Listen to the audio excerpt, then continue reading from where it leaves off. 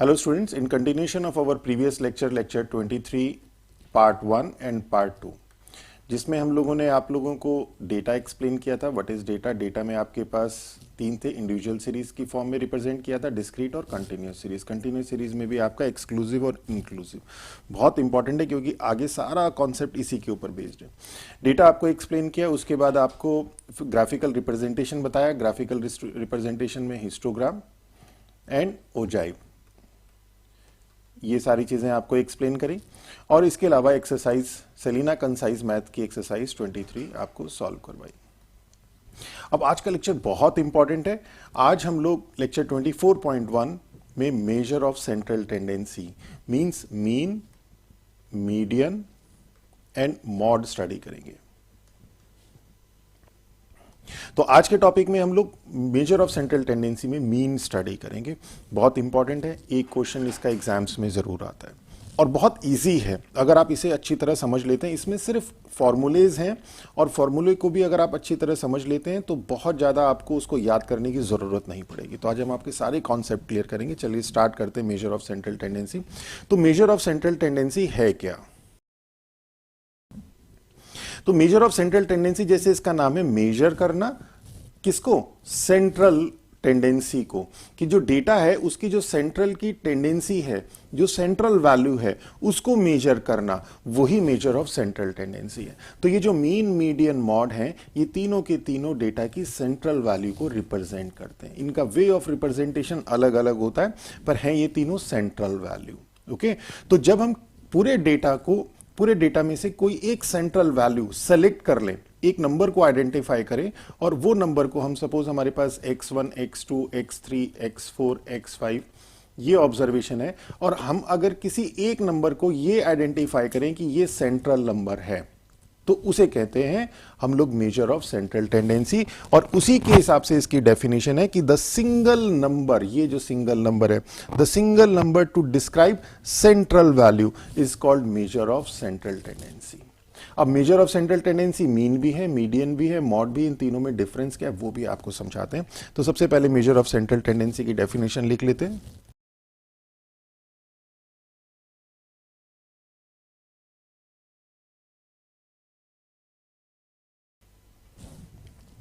तो देखिए यही डेफिनेशन हमने लिखी, the single number to describe central value. जब हम सिंगल नंबर में किसी को, जब सिंगल नंबर में हम डिस्क्राइब करते हैं सेंट्रल वैल्यू को, उसे कहते हैं measure of central tendency. It gives, यही हमने यहां पे भी लिखा कि it gives rough idea where data point are centered. ये जो डेटा पॉइंट्स हैं आपके, ये कहां पे सेंटर्ड है. देखिए सेंटर्ड अलग है, मिडिल वैल्यू अलग है. इसको ध्यान रखिएगा. कई बार हम सेंटर से मिडिल टर्म को कोरिलेट कर देते हैं और उसके बाद कंफ्यूज होते हैं. तो सेंट्रल, जो यहाँ पे हमने सेंट्रल वैल्यू लिखी है, ये अलग सेंस में है और मिडिल वैल्यू अलग सेंस में है, वो हम आपको अभी बताएंगे. तो तीन तरह से हम लोग मेजर ऑफ सेंट्रल टेंडेंसी को फाइंड आउट करते हैं. First is mean, the second is median and third is mod. तो मीन को हम एवरेज भी कहते हैं, मीडियन एंड मॉड. अब इनकी क्या क्या डेफिनेशन है, देखिए मीन क्या है. अगर हम इसे सबसे पहले एक प्रैक्टिकल एग्जांपल से समझते हैं कि हमारे पास सपोज नंबर ऑफ स्टूडेंट्स हैं और उनके मार्क्स का डेटा हमारे पास है. तो suppose we have marks of students of a class. अब इस क्लास की, देखिए बहुत बेसिक एग्जांपल है ये, हर टीचर्स को इसकी जरूरत पड़ती है. जब हम इन एनालिसिस करते हैं मार्क्स के बेसिस पे, तो क्या क्या चीजें एनालिसिस करते हैं. अब क्या होता है, जब आपके पास क्लास में स्टूडेंट्स हैं, उनके किसी एक पर्टिकुलर सब्जेक्ट में मार्क्स आते हैं. अब उन मार्क्स के बेसिस पे हम उसकी एनालिसिस करते हैं. तो क्या क्या एनालिसिस करते हैं? सबसे पहले एनालिसिस हमारी होती है कि एवरेज मार्क्स क्या है स्टूडेंट के. ये हमारी एनालिसिस होती है जो एक टीचर करता है. ओके, सेकंड एनालिसिस क्या है कि ऐसे कितने स्टूडेंट, आपके पास मार्क्स ऑफ स्टूडेंट है 50, 45, 55, 60, 30, 70. ओके, अब सेकंड एनालिसिस ये होती है कि जो मिडिल मार्क्स हैं, तो सबसे पहले हम इसे अरेंज करेंगे असेंडिंग या डिसेंडिंग ऑर्डर में. It means 30, 45, 50, 55, 60 and 70. ओके, अब हम इसके मिडिल मार्क्स फाइंड आउट करेंगे कि मिडिल मार्क्स कितने हैं इसके, और मिडिल मार्क्स से ये देखते हैं कि मिडिल मार्क्स से लेस देन कितने नंबर ऑफ स्टूडेंट्स के मार्क्स हैं और मोर देन कितने नंबर ऑफ स्टूडेंट्स के मार्क्स हैं. ये भी एनालिसिस में जरूरत पड़ती है. मींस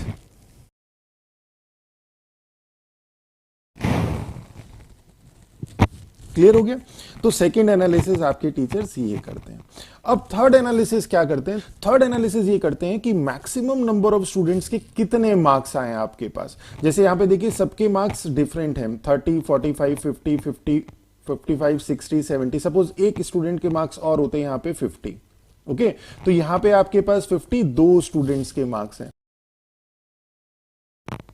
तो number of marks obtained by maximum number of student, कि मैक्सिमम नंबर ऑफ स्टूडेंट्स ने कितने मार्क्स ऑब्टेन्ड किए, ये भी एक एनालिसिस होती है।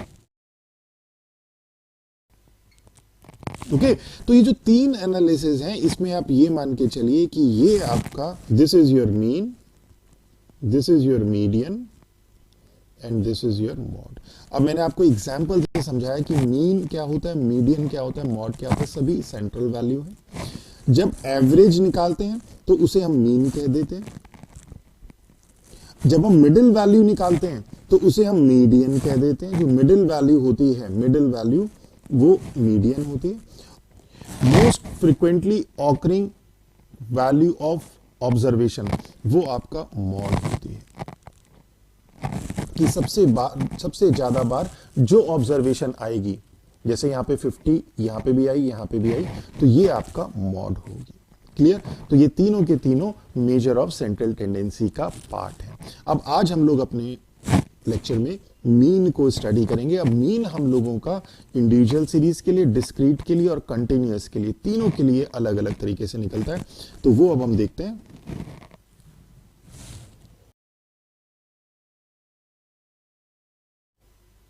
तो यही हमने लिखा, मीन की डेफिनेशन लिखी, the mean is the average in a collection of numbers. जो एवरेज होता है, बहुत सिंपल एवरेज निकालना आपको आता है कि सपोज 2, 3, 4 का एवरेज निकालना है तो क्या करिए, इनको ऐड कर दीजिए, डिवाइडेड बाय 3, तो ये एवरेज निकल जाएगा। तो यही बेसिक फॉर्मूला हम लोगों का यहां पे मीन में लगता है। अब यहां पे आता है आपके पास मीन फॉर इंडिविजुअल सीरीज। अब इसमें तीन पार्ट आते हैं, एक आता है फॉर इंडिविजुअल सीरीज, तो for individual series, for discrete series and for continuous series. अब आपकी जो एक्सरसाइज है ना कंसाइज मैथ्स में, एक्सरसाइज 24A है, वो तो इंडिविजुअल सीरीज और डिस्क्रीट सीरीज के ऊपर बेस्ड है, और 24B वो आपकी कंटिन्यूअस सीरीज के ऊपर बेस्ड है। और डिस्क्रीट सीरीज के और कंटिन्यूअस सीरीज के फॉर्मूले सेम है, तीन तीन मेथड है इसमें, और इंडिविजुअल सीरीज का सिर्फ एक फॉर्मूला है। ओके, तो आज हम लोग इंडिविजुअल सीरीज और डिस्क्रीट सीरीज एक्सरसाइज 24A भी सॉल्व करेंगे, और उसमें आपके पास ये जो डिस्क्रीट सीरीज के फॉर्मूले सेम है जैसे कंटिन्यूअस सीरीज के। एक बहुत छोटा सा माइनर आपके पास चेंज आता है कि इसमें हम लोग क्लास मार्क निकाल देते हैं बस। उसके बाद सेम आपका क्वेश्चन सॉल्व होता है जैसे डिस्क्रीट सीरीज का सॉल्व होता है। तो चलिए पहले इंडिविजुअल सीरीज के लिए लेते हैं।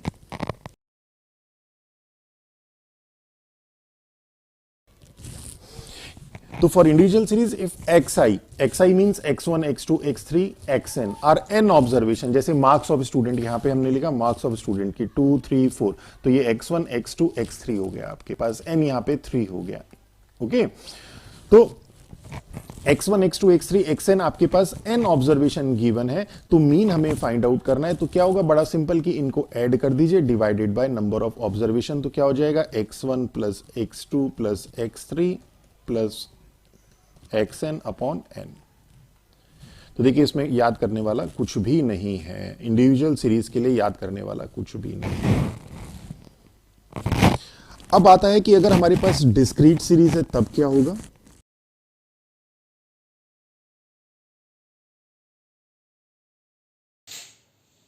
कि let x i are n observation with frequency f i. तो हमने एक ये टेबल बना ली, जनरल टेबल, इसे एग्जांपल से भी समझते हैं कि हमारे पास मार्क्स ऑफ स्टूडेंट है 10, 20, 30, 40 मार्क्स हैं, और कितने स्टूडेंट्स के हैं, 10 मार्क्स 4 स्टूडेंट के हैं, 20 मार्क्स 5 स्टूडेंट के, 30 मार्क्स 6 और 40 मार्क्स 7 स्टूडेंट के। तो ये जो 10, 20, 30, 40 ये तो ऑब्जर्वेशन हो जाएगी आपके पास, और जो ये 4, 5, 6, 7 जो नंबर ऑफ स्टूडेंट्स हैं ये आपकी हो जाएंगी फ्रीक्वेंसी। जैसे ये यहाँ पे आपके पास F1, F2, Fn है।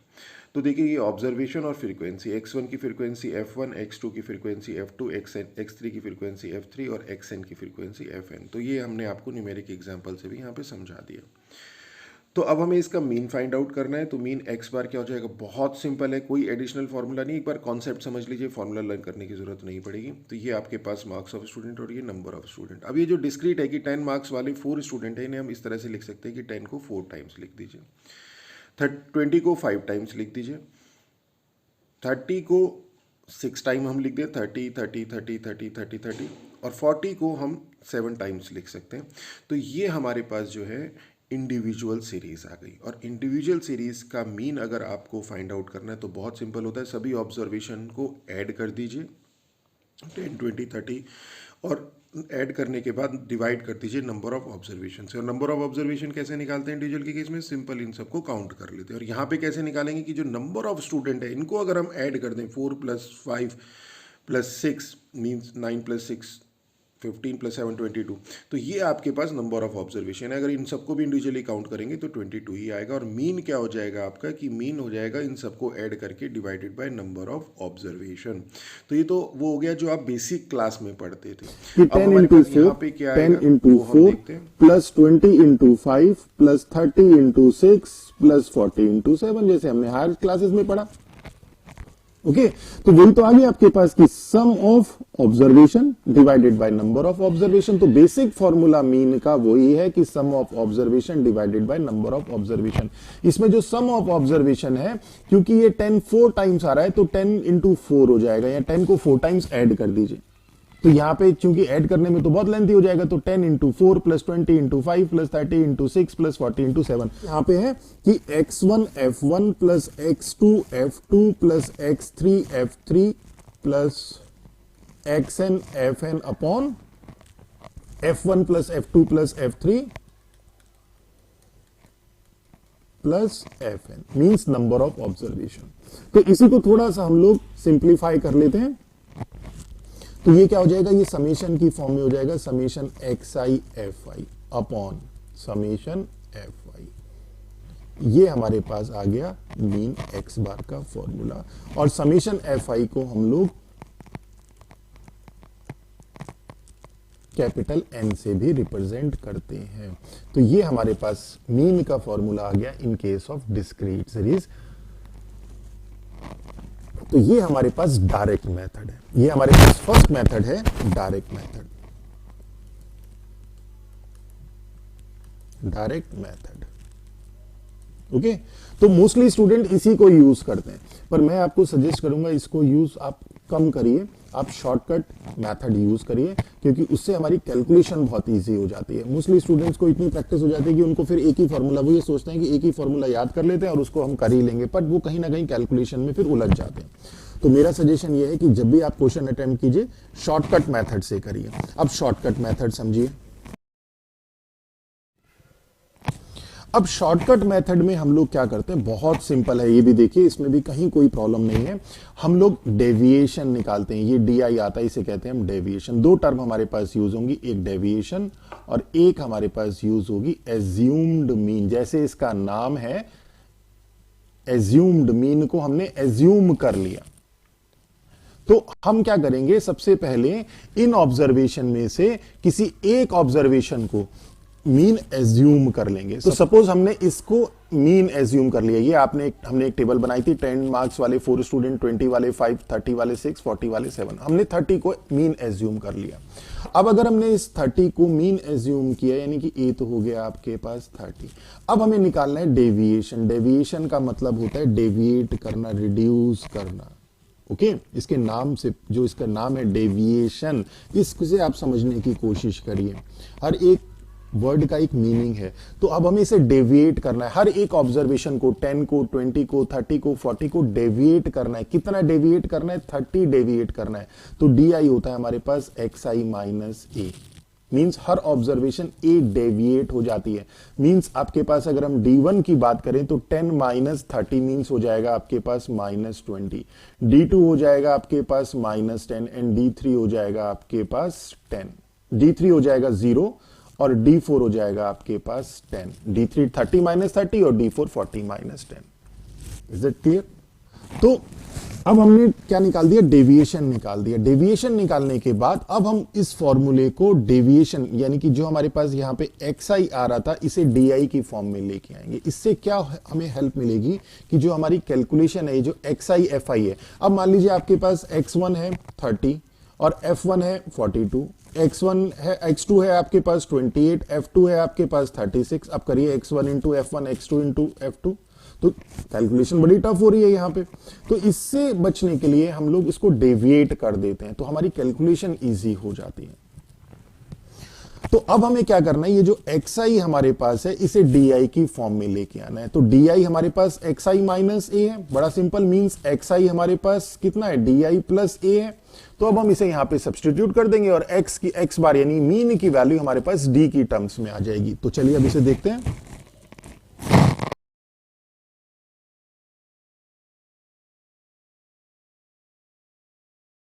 तो देखिए यही हमने लिखा कि let a be the assumed mean, let a be the assumed mean that is value of xi which lies in the center। और एग्जैक्टली सेंटर की जरूरत नहीं है, आपको एज्यूम करना है इसमें। तो अगर आपके पास 6 ऑब्जर्वेशन है तो थर्ड या फोर्थ किसी भी ऑब्जर्वेशन को आप मीन एज्यूम कर सकते हैं। और di क्या है, di be the deviation of all observation from assumed mean, जैसे मैंने आपको यहां पे बताया कि di क्या है, xi माइनस a है। ओके, अब हमें क्या करना है, ये जो x बार है हमारे पास, x बार था summation xi fi upon n। अब हमारे पास ये क्या हो जाएगा, ये x बार हो जाएगा a plus summation fi di upon capital N। अब ये कैसे होगा वो भी चलिए समझ लीजिए, हालांकि वो आपके स्कोप में नहीं है पर फिर भी देख लेते हैं कि यहां पे, अच्छा इसमें तो यहां पे करना क्या है, समेशन xi की जगह हमारे पास देखिए xi di is equal to था हमारे पास xi माइनस a, तो xi क्या हो जाएगा, xi हो जाएगा di प्लस a। तो हम xi की वैल्यू di प्लस a यहां पे सब्सटीट्यूट कर देते हैं fi अपॉन कैपिटल N। अब summation fi di plus summation a fi upon capital N is equal to, अब summation fi di upon capital N plus, अब इस में से ये a तो कांस्टेंट है, मीन एज्यूम्ड मीन है ये आपका, तो ये तो समेशन के बाहर आ जाएगा, plus summation fi upon capital N, summation fi di upon capital N plus a, और समेशन fi क्या होता है, हमने लिखा था इसे कैपिटल N अपॉन N, ये कैंसिल हो गया, तो a plus summation fi di upon capital N। तो देखिए ये इसका प्रूफ भी हो गया, हालांकि ये प्रूफ आपके स्कोप में नहीं है पर फिर भी आपको मालूम होना चाहिए, बहुत सिंपल प्रूफ है। तो हमारे पास क्या होगा, अच्छा अब इसको याद करने का तरीका क्या है, याद करने का तरीका यह है कि xi की वैल्यू जब हमने di प्लस a यहां पे सब्सटीट्यूट करी, तो xi को तो यहां पे रख दीजिए di और ये a को जो है आप यहां पे ले आइए। ओके, इस a को आप ले आइए यहां पे, तो ये हो जाएगा a प्लस xi की जगह हो जाएगा di। तो यही देखिए यहां पे ये याद करने का इसका फॉर्मूला हो गया कि summation fi xi upon capital N था, x bar is equal to a plus summation fi di upon N। ये हमारा शॉर्टकट मेथड था। अब आता है हमारे पास स्टेप डेविएशन मेथड। हालांकि step deviation method discrete series में बहुत ज्यादा यूज नहीं होता, ये वहीं पे उन्हीं क्वेश्चंस में अप्लाई होता है जहां पे इक्वल विड्थ हो, ऑब्जर्वेशन की विड्थ इक्वल हो। मींस जैसे आपके पास है 20 की 4 ऑब्जर्वेशन, 30 की 5 ऑब्जर्वेशन, 35 की 6 ऑब्जर्वेशन, 40 की 6 ऑब्जर्वेशन, देखिए विड्थ जो है यहाँ पे वो सेम है, तो यहीं पे ये स्टेप डेविएशन मेथड यूज होगा, अदरवाइज ये यूज नहीं होगा। तो ये आपके सिलेबस में है, हालांकि ये ज्यादा यूज का है नहीं स्टेप डेविएशन। तो जब तक आपके पास लिखा हुआ पर्टिकुलरली ना आए कि स्टेप डेविएशन मेथड से सॉल्व करना है, तब तक आप इसे सॉल्व भी मत करिए, मैक्सिमम केस में आप शॉर्टकट मेथड अप्लाई करिए। तो स्टेप डेविएशन मेथड क्या है, अब इसमें एक टर्म हम और इंट्रोड्यूस कर देते हैं। जैसे शॉर्टकट मेथड में हम लोगों ने टर्म इंट्रोड्यूस करी थी assumed mean a and di deviation, यहां पे हम एक कॉमन फैक्टर मींस i ये यूज करते हैं। कई बुक्स में i दिया है, कई बुक्स में h दिया है इसको। तो i क्या होता है, i आपका ये कॉमन फैक्टर होता है, जो विड्थ है 20-30 के बीच का जो विड्थ है 10, वो आपका ये हम लोगों का 20-30 हो गया, ये 25 कर देते हैं इसको,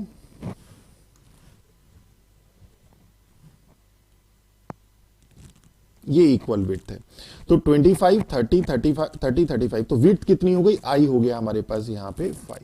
तो हम यहां पे क्या करेंगे, अब इस बार क्या करना है, देखिए डेविएशन तो है, डेविएशन को अब हमें स्टेप करना है। तो स्टेप में मींस यहां पे आपके पास जो ये कॉमन फैक्टर आया उसमें स्टेप वाइज हम इसको डेविएट करेंगे। तो यही इसीलिए इसका नाम स्टेप डेविएशन मेथड है।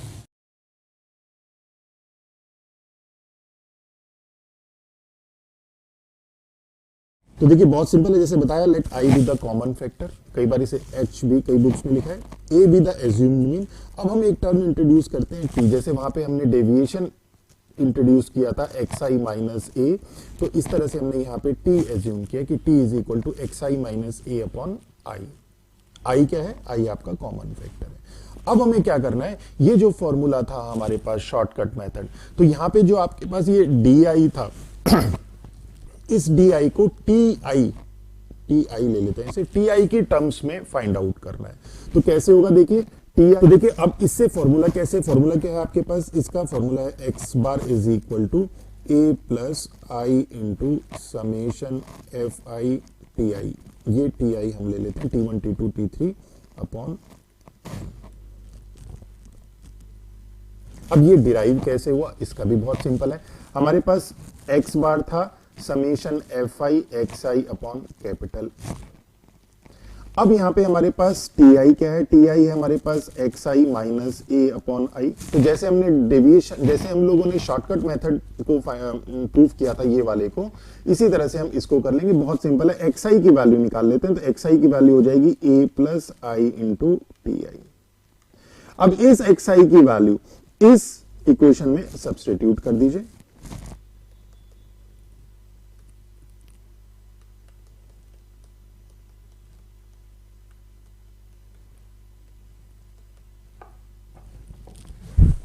तो देखिए समेशन एफ आई एक्स आई की वैल्यू, इस एक्स आई की वैल्यू आपने ए प्लस आई टी आई यहां पे सब्स्टिट्यूट कर दी अपॉन एन। अब एक बार ए इसके साथ और एक बार ये एफ आई के साथ,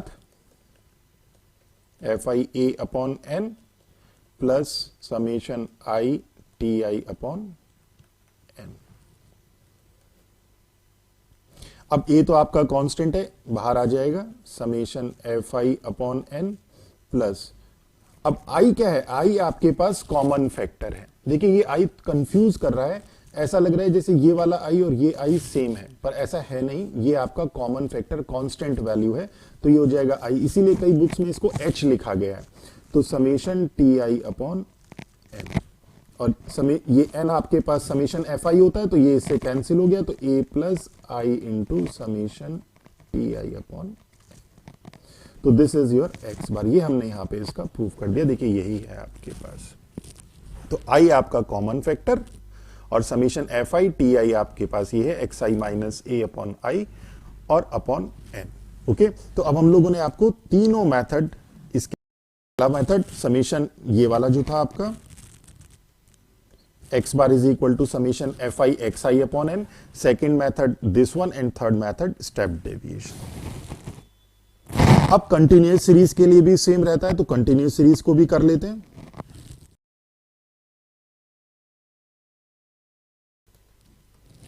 तो let x i are class mark, इसमें क्या होता है, हम इसमें कंटिन्यूअस सीरीज में क्लास मार्क फाइंड आउट करते हैं कि 10 टू 15, 15 टू 20, 20 टू 25। तो इसमें क्या करेंगे, हम क्लास मार्क फाइंड आउट करेंगे, दोनों को ऐड करके डिवाइडेड बाय 2 मींस 12.5, 17.5, 22.5। ये हमारे पास क्लास मार्क आ जाएगा x1, x2, x3, और इसी के कॉरस्पॉन्डिंग आपके पास फ्रीक्वेंसी गिवन होगी। तो अब सेम वही मेथड आगे आपके पास, देखिए सेम डिस्क्रीट की तरह ही आगे आपके पास इसकी फ्रीक्वेंसी f1, इसकी फ्रीक्वेंसी f2, इसकी फ्रीक्वेंसी f3, ये आपके पास सेम आप देखेंगे तो it look just like discrete series. तो डिस्क्रीट सीरीज वाले ही इसमें फॉर्मूले हम लोग यूज करते हैं। और यहां पे ध्यान रखिए, यहां पे स्टेप डेविएशन मेथड को मैं सजेस्ट करूंगा कि स्टेप डेविएशन मेथड आप यूज करिए। तो डायरेक्ट मेथड में क्या होगा, डायरेक्ट मेथड में आपके पास सिंपल है कि x bar is equal to summation f i x i upon capital n हो जाएगा, जैसे पहले किया था। सेकंड आपके पास शॉर्टकट मेथड, या जिसे हम एज्यूम्ड मीन मेथड भी कहते हैं, तो सेम है कि x bar is equal to a plus summation f i d i upon capital n, और यहां पे डी आई क्या है, डी आई है एक्स आई माइनस ए, और ए क्या है, ए है आपके पास एज्यूम्ड मीन। और थर्ड आता है हमारे पास स्टेप डेविएशन मेथड कि x bar is equal to a plus i into summation f i t i upon n. I हमारे पास,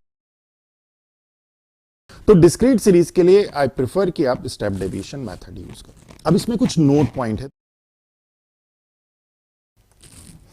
कि if given series is in inclusive form, अगर इंक्लूसिव फॉर्म है तो उसे सबसे पहले कन्वर्ट करते हैं एक्सक्लूसिव फॉर्म में। ये मैं आपको बता चुका हूं, एडजस्टमेंट फैक्टर निकालते हैं और उस एडजस्टमेंट फैक्टर को लोअर लिमिट में सब्ट्रैक्ट करते हैं और अपर लिमिट में ऐड करते हैं। बहुत सिंपल है, इंक्लूसिव फॉर्म एक्सक्लूसिव फॉर्म में कन्वर्ट हो जाती है और तब हम, ये कंटिन्यूस सीरीज की टाइप होती है, तो तब हम इसको मीन फाइंड आउट करते हैं।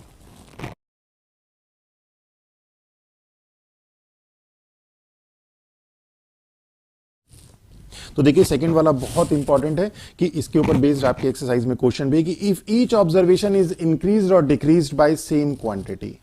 ओके, आपके पास नंबर ऑफ ऑब्जर्वेशन है, अब उन नंबर ऑफ ऑब्जर्वेशन में से आपने कि एक पर्टिकुलर नंबर माइनस कर दिया हर ऑब्जर्वेशन में या ऐड कर दिया हर ऑब्जर्वेशन में, तो जो नया मीन होगा, the mean of new observation या न्यू मीन जो होगा वो भी उतना ही क्वांटिटी इंक्रीज और डिक्रीज हो जाएगा। इसे देखिए समझते हैं कि आपके पास मीन था summation x i upon N, आपके पास ऑब्जर्वेशन है, सपोज इसे हम इंडिविजुअल सीरीज से समझ लेते हैं कि आपके पास ऑब्जर्वेशन है 20, 25, 30, 35, 40। अब आपने क्या किया, सब में 5 ऐड कर दिया और आपके पास ऑब्जर्वेशन आ गई 25, 30, 35, 40, 45। तो इनका मीन जो होगा वो, इसका जो मीन होगा वो +5 होगा। मींस अगर ये x बार है तो ये x बार +5 होगा। ओके, अब देखिए कैसे कि अब आपने क्या किया, आपने xi में ऐड कर दिया क्वांटिटी p, तो न्यू ऑब्जर्वेशन जो है, न्यू ऑब्जर्वेशन आपने मान लिया वो हो गई xi plus p। p means हर एक में x1 plus p, x2 plus p, x3 plus p, x4 plus p, x5, ये p ऐड कर दिया। तो जो न्यू मीन होगा वो क्या होगा, वो होगा समेशन, ऑब्जर्वेशन तो आपके पास अब ये है, तो summation xi plus p upon n फॉर्मूले से। अब हम इसको छोड़ दीजिए, फिलहाल इसको छोड़ दीजिए, आपके पास ऑब्जर्वेशन ये है, इनका मीन निकालना है तो इन सबको ऐड करिए डिवाइडेड बाय n। अब हम इसमें और इसमें रिलेशन देखेंगे कि क्या है, तो ये क्या हो जाएगा, ये हो जाएगा summation xi plus summation p upon n, summation xi upon n plus p तो कांस्टेंट टर्म है, यहां पे आ जाएगी और ये हो जाएगा समेशन 1 अपॉन n, और समेशन 1 n होता है, तो ये हो जाएगा summation xi upon n plus p into n upon n, n से n cancel, that is p plus summation xi upon n, और p plus summation xi upon n। देखिए समेशन xi अपॉन n क्या था, x बार था, ये x बार था। तो जो न्यू मीन आया वो क्या आया, वो प्रीवियस मीन में p ऐड करके आया।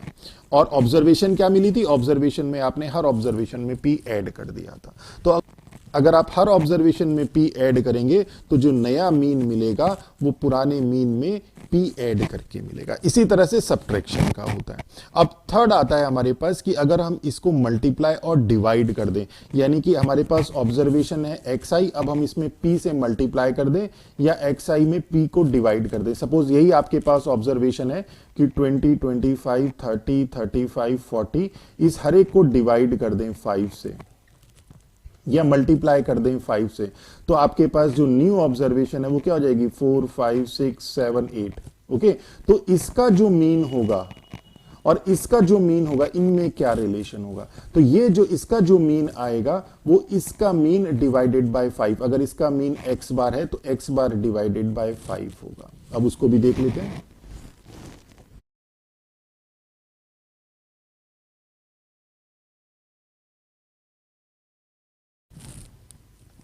तो यही लिखा है कि if each observation is multiplied और divide by the same quantity, जैसे यहां पे था हमने डिवाइड कर दिया था, देन द न्यू मीन, तो जो ये न्यू मीन आएगा हमारे पास, न्यू मीन जो होगा वो क्या होगा, वो इज ऑल्सो मल्टीप्लाइड और divide by the same quantity, वो x बार अपॉन 5 होगा। ओके, अब इसे जरा एक बार देखिए, समेशन हमारे पास x बार है, समेशन xi अपॉन n। अब हमने क्या किया कि हमने एक क्वांटिटी q ली इस बार, और ऑब्जर्वेशन को, न्यू ऑब्जर्वेशन जो है हमारे पास, न्यू ऑब्जर्वेशन वो है हमारे पास xi इंटू क्यू।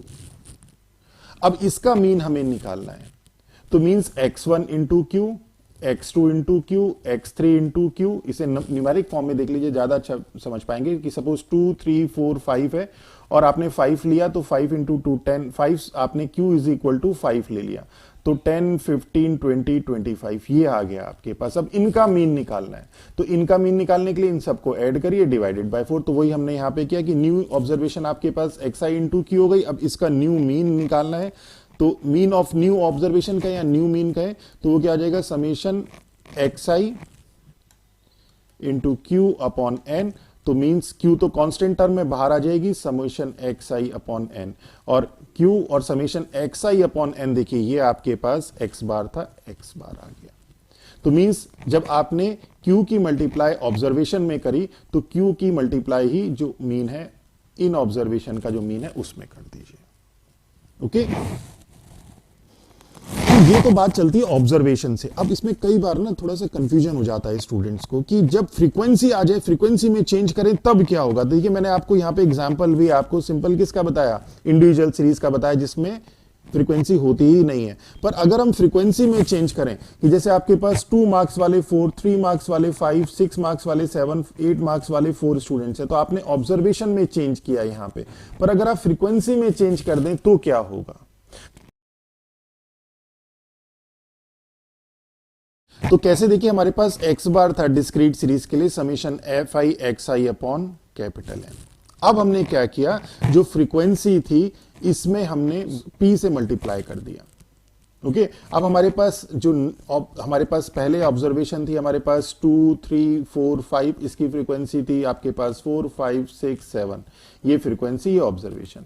अब हमारे पास जो न्यू फ्रीक्वेंसी है वो हमने इसमें सब में 2 से मल्टीप्लाई कर दिया, यानी कि 8 10 12 एंड 14 हो गई। अब हमारे पास डेटा सेट ये हो गया, ये एंड न्यू फ्रीक्वेंसी। तो क्या चेंज आएगा वो देखते हैं। तो हमारे पास कोई भी चेंज नहीं आएगा, मीन हमारे पास इसका और इसका निकाल दें तो, और इसका निकाल दें तो सेम आएगा। कैसे आएगा देखिए, अब हमारे पास फ्रीक्वेंसी है, सपोज लेट न्यू फ्रीक्वेंसी जो है हमारे पास वो है p इंटू एफ आई। तो x बार क्या हो जाएगा, अब हम x बार देखते हैं। x bar is equal to summation f i की जगह तो कर देंगे p f i x i, और देखिए ये जो कैपिटल एन है ना इसको हमें लिखना पड़ेगा, समेशन एफ आई एक्स आई, इसे एफ आई की फॉर्म में लेना पड़ेगा क्योंकि एफ आई में हम चेंज कर रहे हैं। तो इसे भी हम समेशन p एफ आई करेंगे। हमने फ्रीक्वेंसी की जगह क्या किया, हमारे पास फॉर्मूला होता है कि summation f i x i upon summation f i. तो एफ आई की जगह जहां जहां पे एफ आई आ रहा है वहां पी इंटू एफ आई रख दिया। अब ये पी कांस्टेंट टर्म में बाहर आ गया, एक कांस्टेंट टर्म में बाहर आ गया, तो p summation f i x i upon p summation f i. P से पी कैंसिल, तो x bar is equal to summation f i x i upon summation f i. Means कि अगर frequency में चेंज हो रहा है, equal quantity में multiply या डिवाइड हो रहा है, तो जो मीन है उसमें कोई भी चेंज नहीं होगा। तो this is all your concept. In concept को आप एक बार अच्छी तरह से समझ लीजिए। चलिए अब हम एक्सरसाइज शुरू करते हैं। तो एक्सरसाइज 24 है जो कि इंडिविजुअल और डिस्क्रीट सीरीज के ऊपर बेस्ड है। तो आज हम लोग सिर्फ इंडिविजुअल और डिस्क्रीट सीरीज के ऊपर बेस्ड ही क्वेश्चन एक्सरसाइज 24 सॉल्व करते हैं। तो फर्स्ट क्या है कि find the mean of the following set of number. तो मीन फाइंड आउट करना है। तो इंडिविजुअल सीरीज है, क्लियर दिख रहा है, तो फर्स्ट पार्ट का मीन निकालना है। तो बहुत सिंपल है, इन सबको ऐड कर दीजिए, divided by number of observation कितनी है, 1 2 3 4 5, मीन 6 + 9। तो ऐड कर दिया, divided by 5, 45 upon 5 that is 9। तो इसका मीन 9 आ गया। सेकंड देखते हैं कि सिंपल ऑब्जर्वेशन दी है, तो कितनी ऑब्जर्वेशन है, 1 2 3 4 5 6 7 8। तो n तो यहां पे है आपके पास 8, तो x बार इन सबको ऐड कर दीजिए, डिवाइडेड बाय 8। तो इन सबको ऐड कर दिया, 120 डिवाइडेड बाय 8 दैट इज 15। तो क्वेश्चन नंबर फर्स्ट हो गया। क्वेश्चन नंबर सेकंड देखते हैं, मार्क्स ऑब्टेन्ड। अब देखिए यहां पे क्या है, मार्क्स ऑब्टेन्ड दिया है, find the arithmetic mean if marks of each student increased by 4। तो जो कॉन्सेप्ट आपको समझाए कि ईच स्टूडेंट्स के मार्क्स ऑब्जर्वेशन को इंक्रीज कर दिया 4, मतलब हर एक में 4 ऐड कर दिया। तो what will be the new value of the arithmetic mean. तो हमें पता है कि जो न्यू मीन होगा यहां पे हमारे पास x बार होगा, वो प्रीवियस मीन मींस x बार + 4 होगा। तो आप इसका मीन निकाल दीजिए। तो फाइंड द अर्थमेटिक मीन, और देखिए इन्होंने हिंट में भी दिया है कि if each given number is increased और decreased by the same quantity से p, the value of mean is also increased और decreased by the quantity p। और सेम मल्टीप्लाई और डिवाइड में होता है कि ईच, यहां पे देखिए ध्यान रखिएगा हर एक नंबर में मल्टीप्लाई होनी चाहिए। ऐसा नहीं होना चाहिए कि किसी एक पर्टिकुलर नंबर में एडिशन और सब्ट्रैक्शन कर दिया। तो उसके लिए हम लोगों को जो कॉन्सेप्ट बताया, आपको जो मेथड बताया, उसी मेथड के ऊपर हमें जाकर तब उसमें चेंज फाइंड आउट करने पड़ेंगे। तो उसको हम स्पेसिफाई नहीं कर सकते। तो if each given number is multiply और divide by the same quantity से n, then value of the mean is also multiply और divide by the same quantity n। तो यही चीज हमने आपको बताई थी। तो सेकंड क्वेश्चन में हमें मार्क्स दिए 9 स्टूडेंट के, तो n यहां पे आपके पास 9 है और इंडिविजुअल सीरीज है। देखिए सबसे पहले देखा करिए कि सीरीज कौन सी, इंडिविजुअल सीरीज है। तो इंडिविजुअल सीरीज में दूसरा देखिए इंडिविजुअल सीरीज में फॉर्मूला कौन से लगाएंगे, तो हम लगाएंगे समीशन xi अपॉन n। हर क्वेश्चन में सबसे पहले ये निकाल लीजिए। तो n गिवन है हमारे पास 9 स्टूडेंट्स, तो x बार हो जाएगा हमारे पास summation xi upon n means 60 plus सबको ऐड कर दीजिए और डिवाइडेड बाय 9।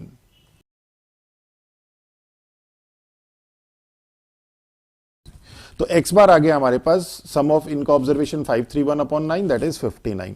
अब हमारे पास ये तो हो गया a पार्ट, और b पार्ट क्या है कि if marks of each student is increased by 4, कि marks of each student increased by 4, तो हम डायरेक्ट करेंगे this implies new value of mean will increased by 4, that is this implies new value of mean is equal to 59 plus 4 that is 63। Clear? चलिए next देखते हैं। Find the mean of natural number from 3 to 12। तो बड़ा simple है कि n आपको यहां पे 10 गिवन है और x बार हम लोगों को निकालना है 3 प्लस 4 प्लस 5 प्लस 12 अपॉन 10। इनको ऐड कर दीजिए। और दूसरा मेथड क्या है कि वी नो दैट कि sum of first n natural number क्या होता है, n प्लस 1 बाय 2 होता है। और यहां पे n क्या है, अगर हम लोग 1 plus 2 plus 3 and so on plus 12 find out कर लें तो क्या हो जाएगा, ये हो जाएगा आपके पास 12 plus 1 13 divided by 2 that is 6 into 13 that is 78। तो 3 प्लस 4 प्लस 12 ये कितना हो जाएगा 78 minus 1 plus 2 that is 78 minus 3 that is 75। तो ये शॉर्टकट तरीका है, आप डायरेक्ट काउंट करना चाहें डायरेक्ट काउंट कर लीजिए। तो ये हो जाएगा 75 अपॉन 10 दैट इज 7.5। चलिए नेक्स्ट देखते हैं क्वेश्चन नंबर 4 कि find the mean of this. तो ए पार्ट है find the mean of 7 11 6 5 and 6। तो n आपके पास कितना है 5 है यहाँ पे, तो x बार हमारे पास होता है समीशन xi अपॉन n। देखिए हर क्वेश्चन में फॉर्मूला लिख लीजिए जिससे कि आप जो है इसका फेमिलियर हो जाए, लर्न भी हो जाए। तो क्या हो जाएगा 7 plus 11 plus 6 plus 5 plus 6 upon n is your 5 that is 18 और 24 29 एंड 35 अपॉन 5 दैट इज 7। अब क्या कह रहा है, इफ ईच नंबर, ये बी पार्ट है, if each number given in a is diminished by 2 find the new value of mean. कि इस मीन में हम लोग अगर हर ऑब्जर्वेशन में से 2 माइनस कर दें, 2 कम कर दें, तो न्यू वैल्यू ऑफ मीन क्या हो जाएगा। तो इफ ईच नंबर इज, तो देखिए वही कि if each number is diminished by 2 new value of mean will diminished by 2। जो न्यू वैल्यू मिलेगी मीन की उसमें भी 2 कम हो जाएगा। तो new value of mean is, हमारे पास मीन था 7 माइनस 2 दैट इज 5। ओके चलिए नेक्स्ट देखते हैं कि if mean of this is 8, ये 1 2 3 4 5 ऑब्जर्वेशन दिए, एन आपके पास 5 है, find the value of a. X bar इस बार दिया है 8, तो एक्स बार हमें पता है एक्स बार क्या हो जाएगा 6 plus 4 plus 7 plus a plus 10 upon 5। और एक्स बार कितना गिवन है 8 into 5 is equal to 6 plus 4 10 17 and 27 plus a that is 40 minus 27 is equal to a that is a is equal to 13। बहुत simple question है, simple value substitute कर दीजिए। देखिए इस पूरे में अभी तक आपको एक्स बार ये फाइंड आउट करने के लिए कहा, तो एक आपके पास इक्वेशन है और एक ही अननोन आपको फाइंड आउट करने के लिए कहा गया था। और यहां पे भी क्या है, देखिए इस बार x बार दे दिया तो a फाइंड आउट करने के लिए कहा है, तो एक इक्वेशन है, एक आप अननोन फाइंड आउट कर सकते हैं। The mean of this is 8, express y in terms of x। अब देखिए दो अननोन है y एंड x, तो इसलिए वैल्यू तो नहीं फाइंड आउट कर सकते, इसीलिए इसने कहा express y in terms of x। तो इन 5 ऑब्जर्वेशन का 1 2 3 4 5 ऑब्जर्वेशन का मीन 8 दिया है, यानी कि 8 is equal to 6 plus y plus 7 plus x plus 14 upon 5, ये हो जाएगा। तो 40 is equal to 6 and 7 13 and plus 14 27 plus y plus x, and this implies y plus x is equal to 13, and हमें y in terms of x express करना है, तो y is equal to 13 minus x, ये आ गया। Exercise 23 के remaining question next lecture में solve करेंगे।